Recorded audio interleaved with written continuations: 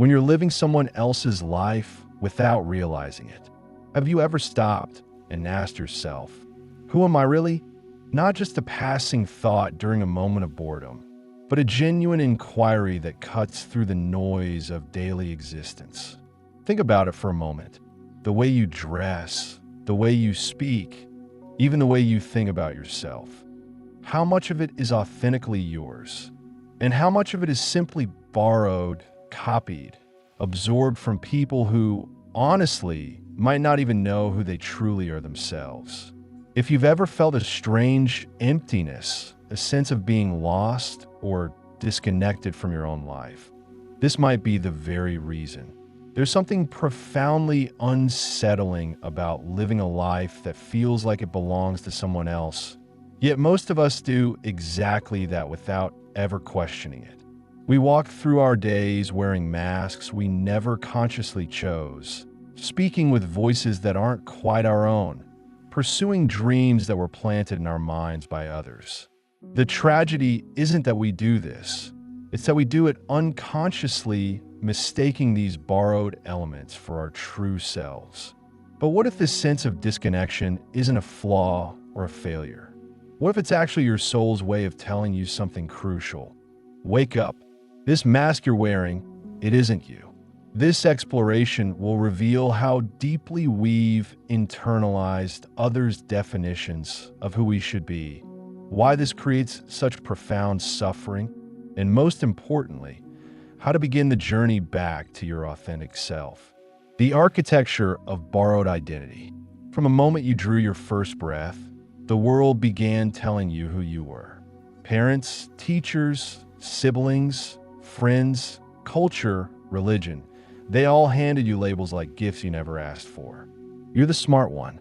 You're too sensitive. You'll never be good enough. You're the responsible one. You're just like your father. These weren't just casual observations. They became the building blocks of your identity. But here's what nobody told you. Most of the people who gave you these labels were themselves living borrowed lives. They were unconsciously repeating patterns they had inherited from their own parents, teachers, and culture. Your mother's voice telling you to be practical might have been her father's voice. Your teacher's insistence that you follow the rules might have been their way of managing their own childhood fears. So what you believe to be you, your personality, your limitations, your dreams, your fears, is often just a complex collage of borrowed voices, inherited beliefs, and secondhand dreams. You've been carrying around an identity that was assembled by committee, constructed from the projections and expectations of others who were themselves unconsciously living out inherited scripts. This borrowed self feels real because you've lived with it for so long. It has thoughts, preferences, reactions. But if you look closely, you might notice something unsettling. This identity often feels like a costume that doesn't quite fit. There's a persistent sense that you're performing a role rather than living authentically. The most tragic part is that many of these borrowed elements contradict each other.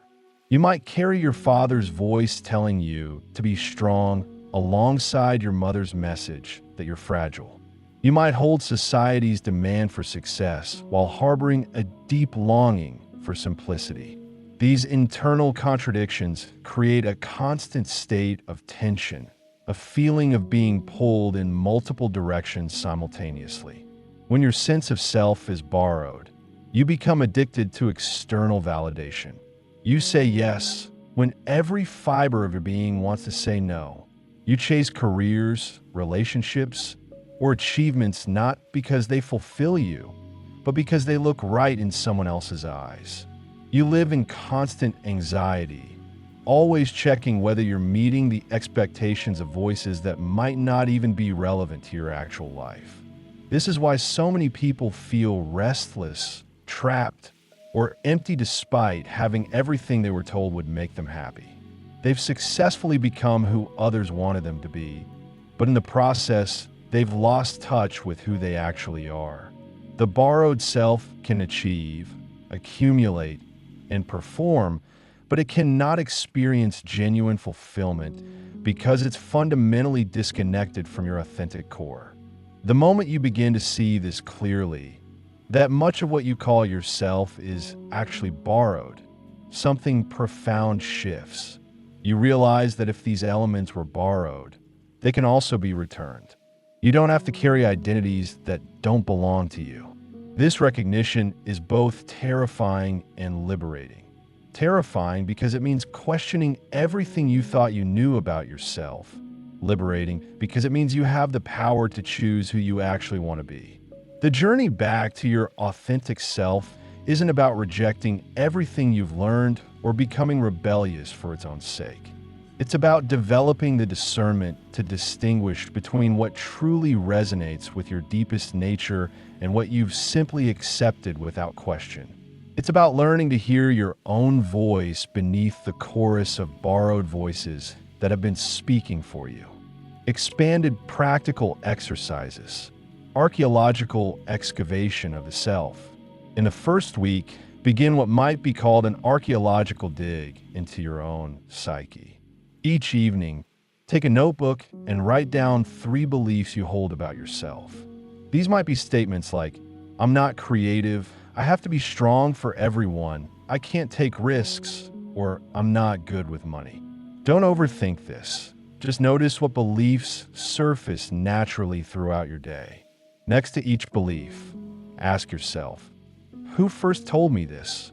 Was it a parent during a moment of frustration? A teacher who was having a bad day? A friend who was projecting their own insecurities? Or did this belief emerge from your own direct experience and careful observation? You'll be surprised to discover how many of your fundamental truths about yourself were planted by others during moments when you were young, vulnerable, or simply not paying attention. During the second week, expand this practice by observing your automatic reactions throughout the day. When someone asks your opinion, notice whose voice responds first. When you're making decisions, pay attention to the internal committee that weighs in. You might hear your mother's cautious voice, your father's ambitious drive, your first boss's perfectionism, or society's pressure to conform. The goal isn't to judge these voices, but to recognize them as separate from your authentic response. After 2 weeks of basic observation, begin the practice of conscious choice. When you notice a borrowed voice influencing your decisions, pause and ask, what would I choose if this voice weren't here? This isn't about rebelling against all external influence. Some inherited wisdom is valuable. It's about developing the capacity to choose consciously rather than react automatically from borrowed programming. The mirror of solitude. Dedicate time each week to being completely alone without distractions. No phone, no music, no books, no tasks. Simply sit with yourself and notice what arises. In the first few sessions, you might feel uncomfortable, bored, or anxious. This discomfort often reveals how dependent you've become on external stimulation to avoid facing your authentic self. As you continue this practice, begin asking yourself fundamental questions. What do I actually enjoy when nobody is watching? What kind of life would I create if I wasn't afraid of judgment? What dreams have I abandoned because someone told me they were unrealistic? Let these questions marinate in your consciousness rather than rushing to answer them intellectually. After several weeks of solitude practice, you might begin to notice a subtle but distinct voice emerging, quieter than the borrowed voices, but somehow more solid and trustworthy. This is often your authentic self beginning to speak. It might have different preferences, values, or dreams than the identity you've been carrying. Listen to this voice with curiosity rather than judgment. The practice of authentic expression. Start small by making one choice each day that reflects your authentic preferences rather than what you think others expect.